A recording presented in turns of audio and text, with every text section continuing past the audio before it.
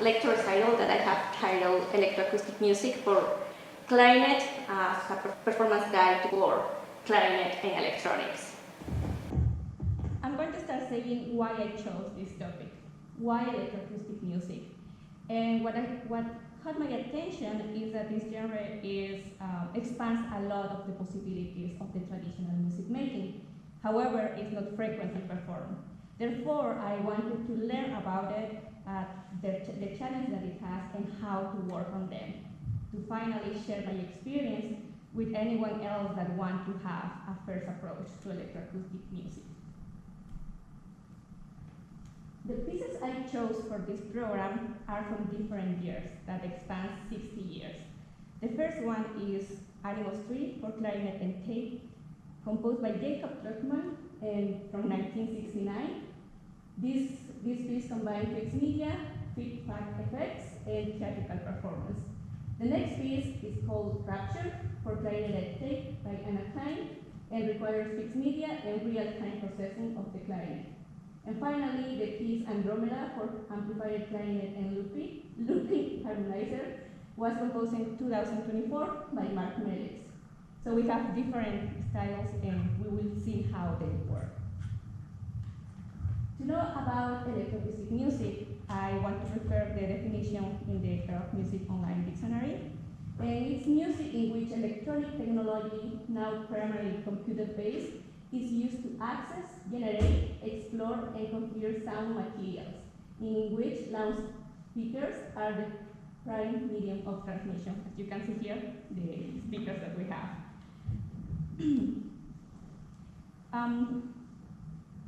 There are many subgenres of electroacoustic music, but the primary division depends on two factors: how the music is made.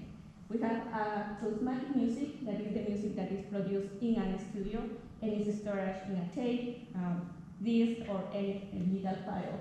And the live electronic music that is produced at the moment of the performance.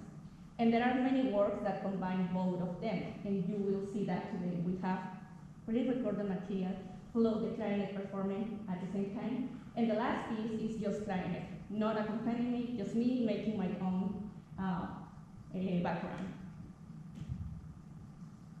In the way that I approach these pieces, I wanted to have a general context about it. Historical context is very important because we need to know what were the access in electronic that people had when they composed those pieces. The musical analysis, of course, the technical specifications that these pieces require, the equipment, the setup, and how I adapted to it with the equipment that I have access to.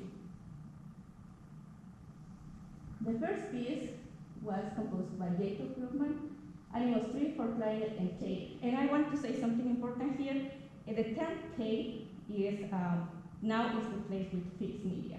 The term tape was used when the tape was the medium to store as the music back in the 60s and the 70s.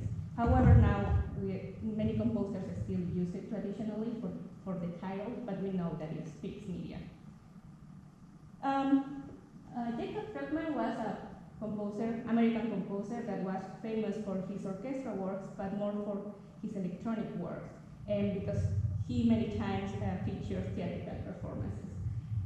He was associated with the Brooklyn College and Columbia Braxton Electronic Music Center, and this is important because it was the time when the Radio Corporation of America, RCI, Electronic Music Synthesizer, was the moment that it was created, and this synthesizer opened a lot of possibilities for composers to create new music, to explore new things, and they were crazy about it. So we can say that the 1960s was an experimental era for composers, thanks to all the possibilities that this equipment gave to them. We have some examples: Mario Ladivolsky, Steve Reed, Luciano Berio. And I would like to say this quote from Druckman, that he had all the intention to compose something crazy. He said, "I went in with the idea of doing more complicated rhythms that human beings can do," and you will hear that.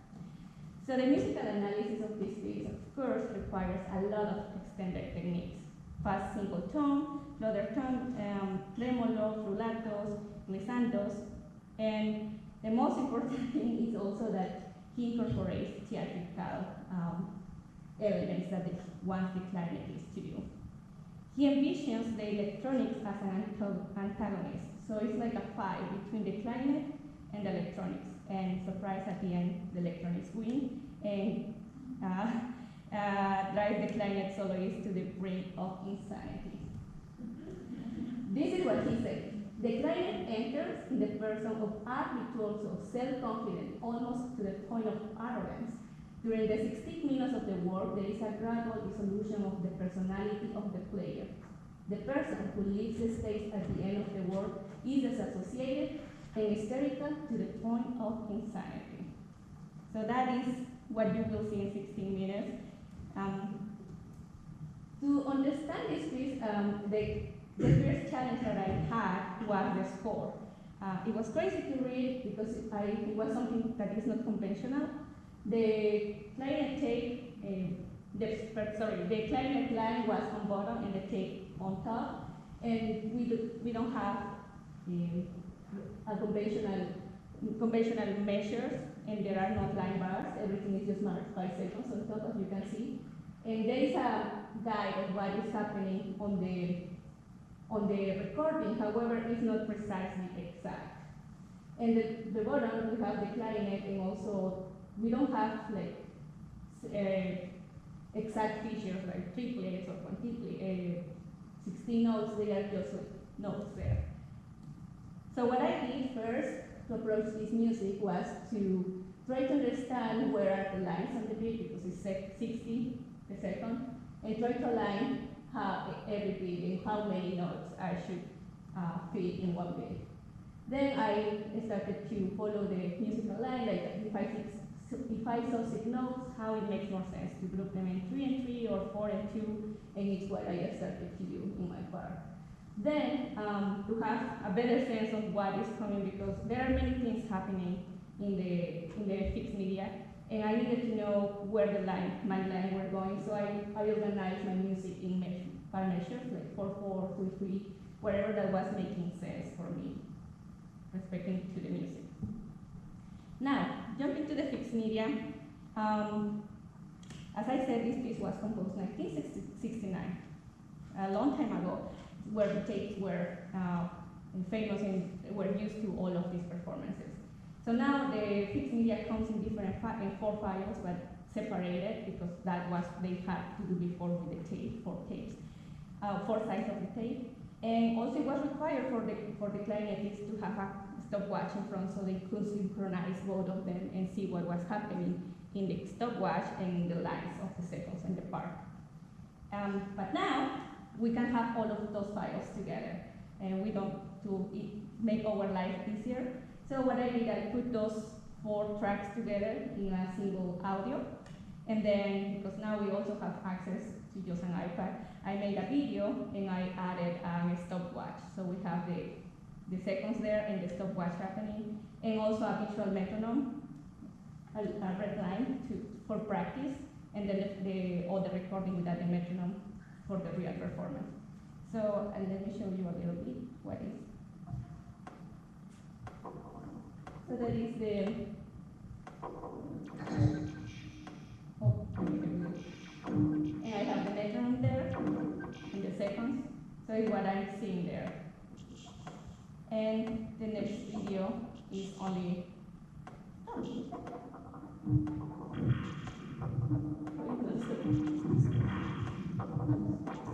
hold on, he's getting ready.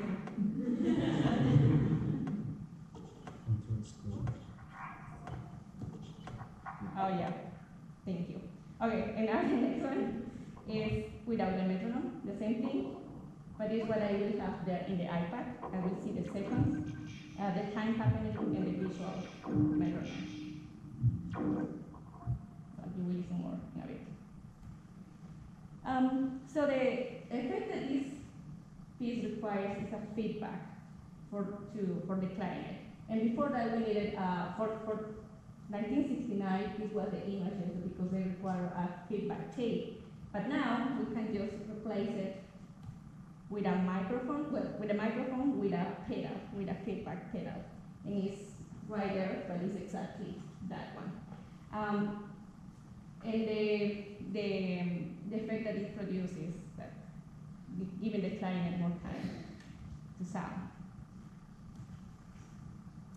Okay, before jump to the performance, I would like to tell you what the meaning of Animus is, what Druckman had idea when he wanted to compose these pieces. And Animus refers to the rational or animating components of a personal society. From Latin animus, which can mean spirit, mind, courage, or anger.